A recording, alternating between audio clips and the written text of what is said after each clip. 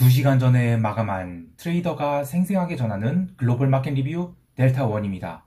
우리 증시는 옵션 만기를 맞이하여 상승했다고는 하지만 월요일이 변동성 폭발을 소멸시키는 흐름이 이어졌다라고 할 수 있겠고요. 해외 시장은 아주 중요한 현상이 발생했습니다. 트리거는 미국이 30년 장기 국채 입찰이 망해서라고 하지만 전조 현상이 있었어요. 매크로 트레이더라면 이런 것들에 대해서 의문을 가져야 되는데요. 장기 채권이 하락도 그렇지만 멕시코 페소와의 급락, 또 러셀 지수의 급락, 그리고 변동성이 바닥을 치고 턴했을 가능성, 이렇게 네 가지를 좀 봐야 될 것 같아요. 또한 여기서 어떠한 트레이딩 아이디어를 얻을 수 있는지에 대해서도 이야기해 봅니다. 먼저 아시아 세션 갑니다. 우리 증시는 나스닥이 상승 마감하였음에도 불구하고 갭상승 출발하자마자 바로 눌림이 나왔어요. 이후에 반등 시도가 몇 번 있었지만 오전 10시까지는 그냥 양옵션 프리미엄만 계속 눌러댔다라고 할 수 있겠어요. 이는 우리 증시 변동성이 해외 증시 변동성보다 여전히 높기 때문인데요. 옵션 만기를 맞이한 11월물도 그렇지만 12월물 옵션도 잔존일이 긴 5주차 옵션이라는 것을 감안하고도 변동성이 굉장히 높은 상태예요. 이게 모두 망할 공매도 금지 때문이라고 생각하는데요. 오늘 뉴스에서는 일부 개인 투자자들이 여의도 금융감독원을 찾아가서 시위를 한 것도 모자라 에코프로의 부정적 전망 보고서를 낸 하나증권 김현수 연구원이 퇴근길을 찾아가서 소란을 부렸다고 합니다. 정말 부끄럽기 짝이 없어요. 어떻게 저렇게 이기적이고 어리석은 작태를 부리는 건지 모르겠는데요. 세상에는 참 다양한 사람들이 있습니다. 다시 시황으로 돌아와서 오늘은 콜옵션 327을 넣고 콜옵션 327을 놓고 시장이 전쟁을 벌였다라고 할 수 있겠어요. 왜냐하면 오전 10시까지만 해도 외국인들은 현물을 소량 매도하고 있었거든요. 그런데 홍콩 세션 시작되자 외국인이 아시아 증시 주식 주문이 시작된 건지 그때부터 우리 시장에 삼성전자 등 주식 매수가 들어오기 시작했어요. 그러자 눌러두었던 콜옵션 325와 327이 급등하게 됩니다. 이 325, 327은 그동안에 콜옵션 폭발이 났을 때 이후로 개인들이 계속 콜옵션을 매수하던 종목들이거든요. 장중에 콜옵션 325는 저점 대비 4배가량 시세를 몇 차례 냈어요. 하지만 마켓메이커들은 시장이 반등을 틈타 포지션을 줄이기 바빴고 외국인은 콜옵션 매도를 늘려서 결국에 지수는 325.29포인트, 사실상 행사가 325의 콜옵션을 다 죽이고 풋옵션도 당연히 죽이고 이렇게 해서 양매도로 마감시켰습니다.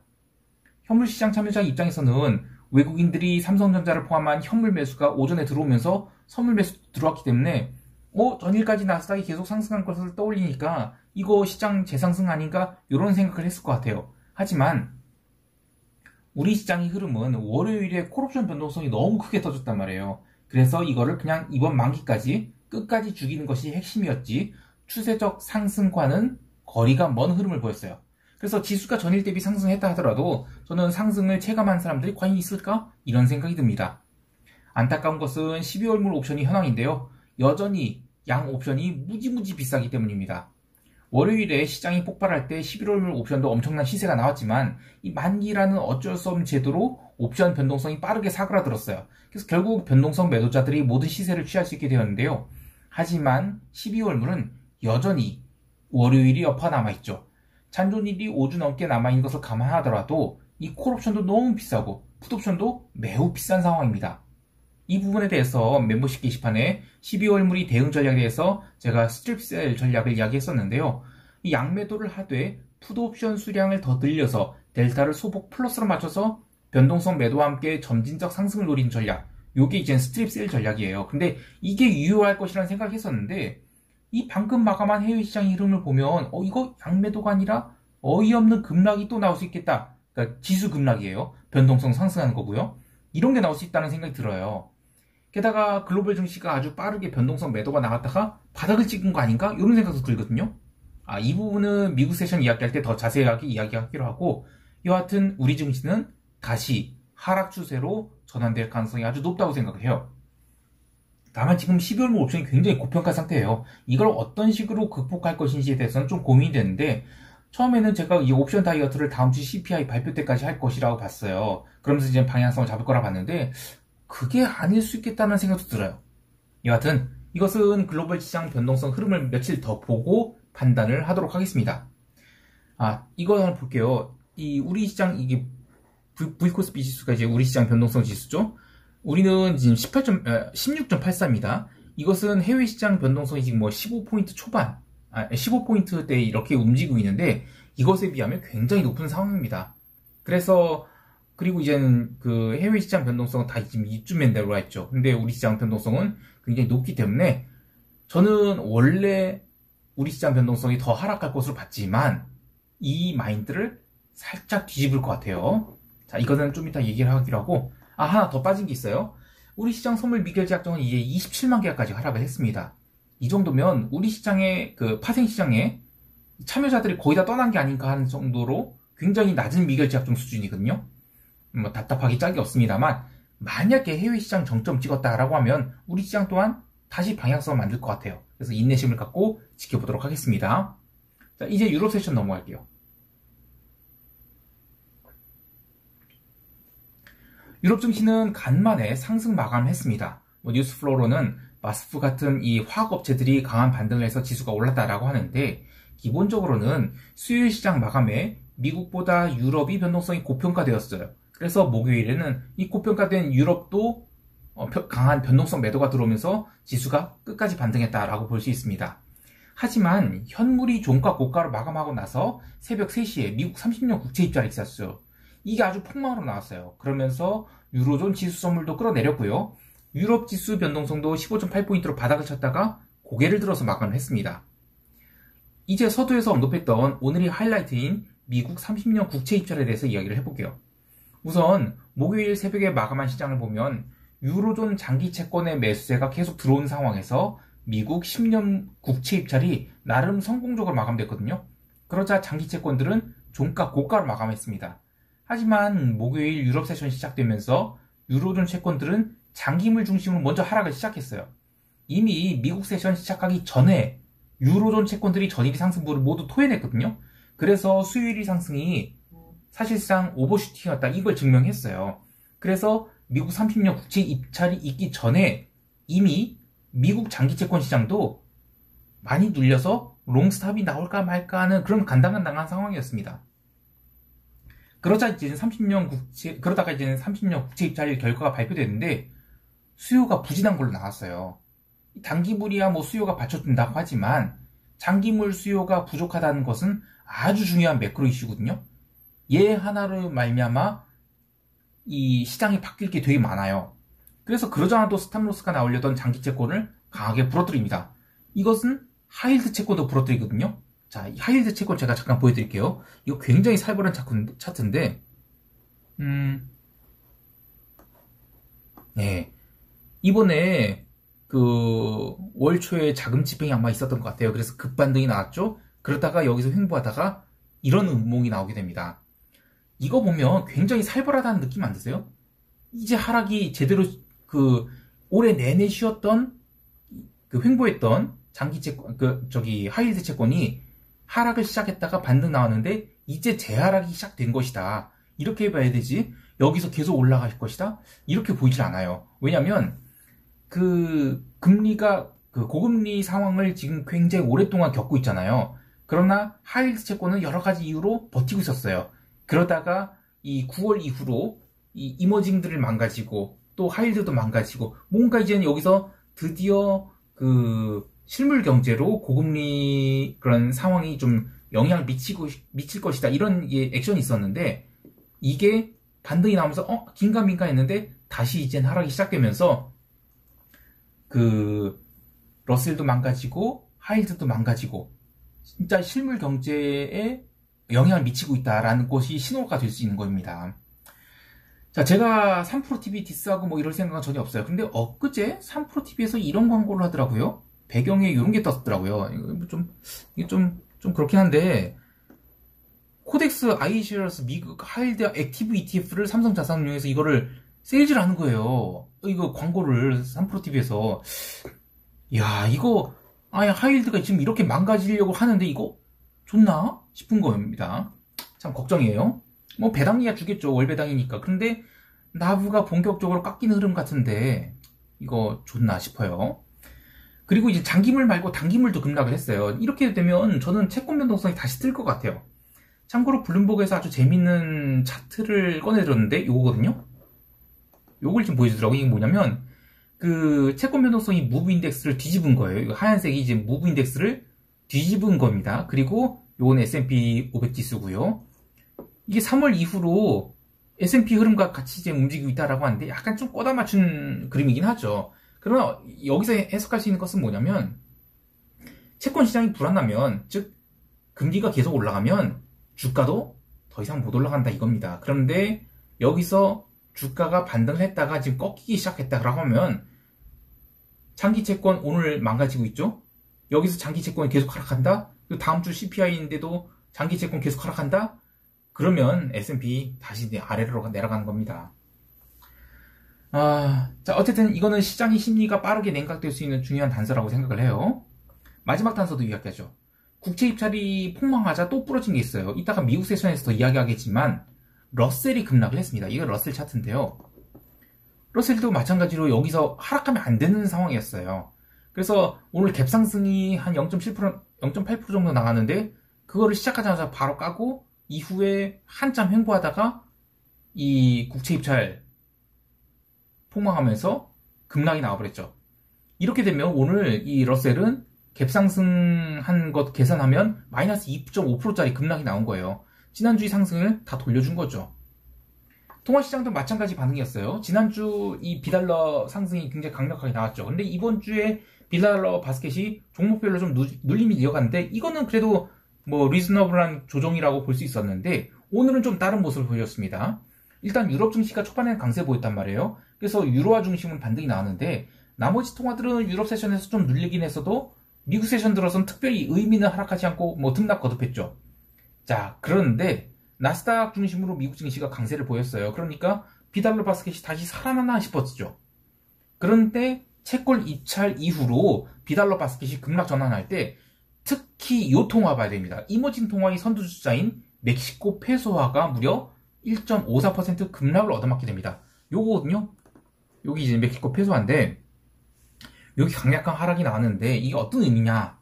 이 음봉이 굉장히 중요한 이유는 이 차트 여기서 9월 이후로 이젠 아까 지금 보면 이젠 하이힐드도 9월 이후로 빠지기 시작하죠. 러셀도 9월 이후로 급락이 나왔죠.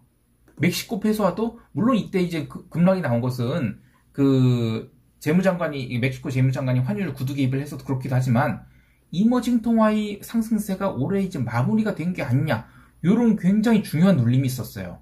그러나 이제는 11월 들어서 그 글로벌 현금이 매수 리스크 온 자산들에 대해서 리스키한 에셋들에 대해서 자산들에 대해서 매수가 쭉 들어왔죠. 그러면서 이제 멕시코 페소화도 반등을 했다가 여기서 다시 얻어맞은 겁니다. 자, 이렇게 되면 이 음봉으로 인해서 다시 달러 강세가 지속될 수 있는 발판이 만들어졌을 수 있고 그렇다면 우리 원화 환율 그리고 우리 증시에도 당연히 영향을 미치겠죠. 물론 여기서 멕시코 페소화가 계속 부러지는 게 아니라 뭐 자글자글거리다 다시 살아날 수도 있어요. 그러면서 쌍봉을 만들든 아니면 계속 상승하든 그러나 오늘의 음봉은 굉장히 어쨌든 중요하다라고 할 수 있겠습니다. 상품 시장에서는 아시아 세션과 유럽 세션에서 변동성 매도가 들어왔거든요. 그러면서 기름도 점진적 반등을 했는데 유럽 마감 때까지 브렌트 기름은 전일의 눌림을 거의 다 만회하는 2% 넘는 상승이 했어요. 근데 이제 반등할 자리까지만 딱 반등하고 그다음부터 다시 밀리기 시작했고요. 새벽 4시 30분 텍사스 기름 현물 마감 때는 스탑로스가 나오면서 당일의 상승폭을 모두 되돌려주는 2% 상승에다가 2% 다 하락한 거예요. 그런 하락으로 마감했는데 이렇게 되면 이번 주 주봉 대형 음봉 확정입니다. 멤버십 게시판에서 수차례 얘기했지만 아직은 유가의 하락에 대해서 시장 참여자들이 그닥 부정적으로 생각하지 않는 것 같아요. 그러니까 유가의 하락이 이 수요의 감소로 인한 것이라면 그럼 이건 경기 침체의 바로미터가 아니냐 이렇게 생각할 수 있는데 아직은 이거 뭐 유가 하락이면 CPI 하락이다 그러면 뭐 연준이 피봇하지 않겠냐 이런 희망회로 돌리고 있는 것 같거든요. 그래서 주가는 이런 흐름을 외면하고 있는 것 같아요. 그래서 이게 시장에 반영되는 다음 주 CPI 발표 이후에 주식시장이 부정적으로 반응한다. 그러면 유가도 계속 반등 못하고 그리고 증시도 제대로 하락할 것으로 봅니다. 자, 이제 미국 세션 넘어갈게요. 미국 지수 선물은 개장 초반에도 징그러운 변동성 매도를 보였어요. 나스닥 선물은 계속해서 15,380선에서 방향성 타진을 하고 있었고, S&P 선물은 유럽 세션에서 4,400포인트를 넘기면서 강세의 흐름을 이어갔죠. 이게 굉장히 중요한 게, 이번에 지수 반등이 나올 때 S&P에서 강세콜 포지션 4,200을 바닥으로, 그리고 4,400을 캡으로 하는 굉장히 중요한 이런 강세콜 스프레드가 있었는데, 여기서 지수가 더 올라간다 그러면 4,400에서 델타 헤지를 해야겠죠? 그래서 4,400을 넘기느니 마느니 굉장히 그런 긴 공방이 있었던 것 같아요. 그런 상황에서 러셀은 0.8% 갭상승 출발했죠. 이게 전일이 러셀 눌림을 거의 다 최소한 반 이상 만회를 한 상태였는데, 자, 시장이 만약에 강세장이다라고 하면 초반에 러셀 눌림이 나온다 하더라도 빠르게 눌림을 극복하고 강세를 이어갔어야 됩니다. 그런데 러셀은 갭상승을 빠르게 눌러버리고 제대로 된 반등을 하지 못했어요. 특히 나스닥이 장 초반 1시간 동안 테슬라로 인한 눌림이 있었죠. 그 다음에 상승 전환하면서 주봉 고가인 15,453포인트까지 굉장히 빠르게 상승했거든요. 그때도 러셀은 전혀 반등을 하지 못합니다. 그래도 러셀은 전일 대비 강보합선에서 움직였었죠. 그런데 채권 입찰 발표와 함께 러셀이 급락이 나오면서 스탑로스가 터지고 종가 저가로 처박히게 됩니다. 자, 그래도 나스닥 흐름은 좀 달랐어요. 정말 어마어마한 매수세가 시장을 받쳐댔는데요.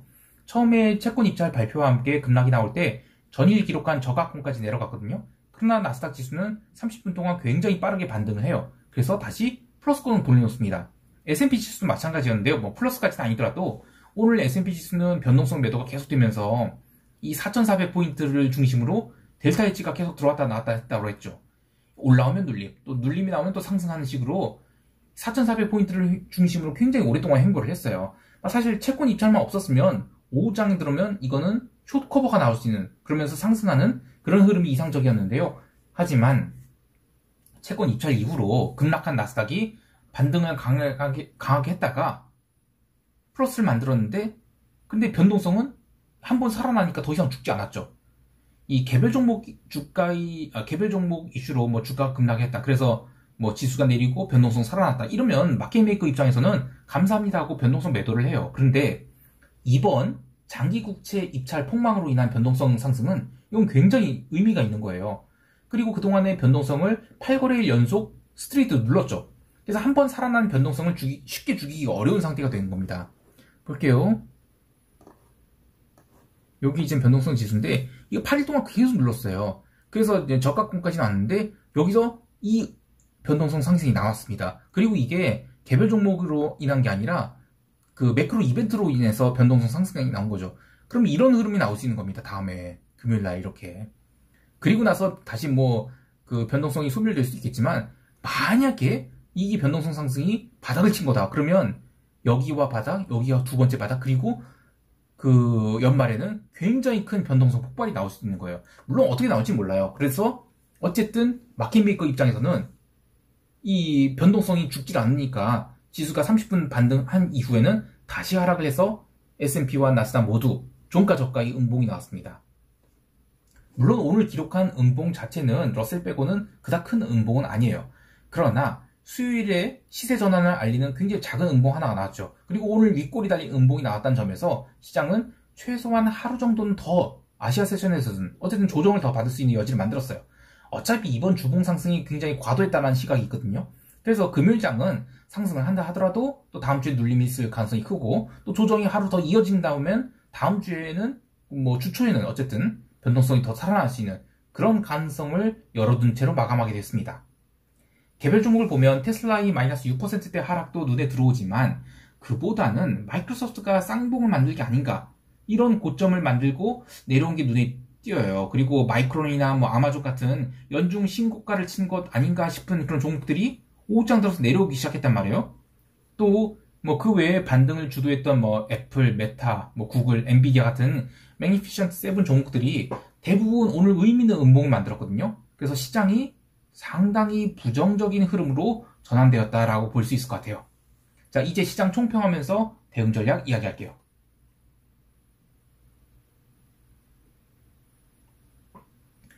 우리 증시에 대해서는 두 가지 고민을 하고 있어요. 기본적으로는 우리 증시 펀더멘털이 강하지 않다는 생각과 함께 이번 공매도 금지 사태로 2차전지 주식에 더욱 쏠림이 생길 가능성이 생겼다고 봐요.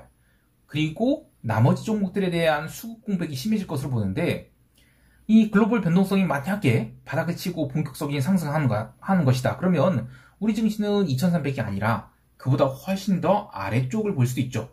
지금 잔존이 아무리 많이 남았다 하더라도 지금 12월물 옵션은 과연 스트립 양매도를 한 게 맞나라는 생각이 들어요. 그래서 스트립 양매도보다는 콜옵션 매도의 비율을 높인 스트랩 매도 혹은 낮은 델타의 콜옵션을 그냥 차라리 네이키드 매도를 해서 상단을 닫아버리는 것이 더 낫다라는 생각이 들어요. 어제까지만 해도 우리 증시가 글로벌 변동성 하락 흐름을 따라서 하단이 막힌 채 등락장을 거듭할 것으로 봤는데, 오늘 새벽의 흐름을 본 이상 이제는 재하락 지속이라는 전망을 유지되겠습니다. 물론 종합주가지수 2300 이하에서는 좋은 종목들 조금씩 주춤하는 건 나쁘지 않다고 보지만, 그래도 2차전지는 쳐다도 보지 않는 것이 좋겠습니다. 해외 시장에 대해서는 나스닥 매도 포지션은 추가하지 않고 유지 중입니다. 시장이 정점을 찍었을 가능성도 있지만 반대로 기간 조정으로 들어갔을 가능성도 있어요. 특히 다음 주는 미국과 유럽 옵션 만기주죠. 그래서 의외로 하락이 아닌 기간 조정이 나올 수 있다는 생각이 드는데요. 하지만 연말까지 상승장이 나오려고 한다면 다음 주 CPI까지는 조정이 나오는 것이 더 유리한 상황이죠. 여하튼 숏 풀 생각 전혀 없고, 유로스탁스의 숏 포지션 늘린 것 또한 풀 생각이 없습니다. 그리고 엔화 콜옵션을 좀 사고 있는데, 이 엔화가 다시 지금 151.35엔까지 올랐거든요. 그러나 만약에 리스크 오프가 본격적으로 시작되면서 유로엔이 정점을 쳤다라고 하면 엔화는 아주 빠르게 강세 전환될 것으로 봐요. 그래서 엔화 콜옵션을 사고 있는 것입니다. 물론 콜옵션 매수이기 때문에 매수 수량 총 제한은 걸어둘 겁니다. 오늘이 시장 하락으로 나스닥이 바로 꼭지를 찍었다 이렇게 이해할 수는 없어요. 그러나 미국 장기 채권이 수요에 문제가 있다는 것은 매크로 이슈에서는 굉장히 중요한 겁니다. 이것은 하이힐드 채권이 수요에도 분명히 영향을 미칠 것이고요. 중소형 주식에도 안 좋죠. 그리고 이머징 주식에도 안 좋고요. 이러한 이슈가 어떤 식으로 에스컬레이트 되는지는 다음 주에 더 지켜보도록 하겠습니다. 자, 오늘도 성공 투자하시길 바라고요. 이상 델타원이었습니다. 감사합니다.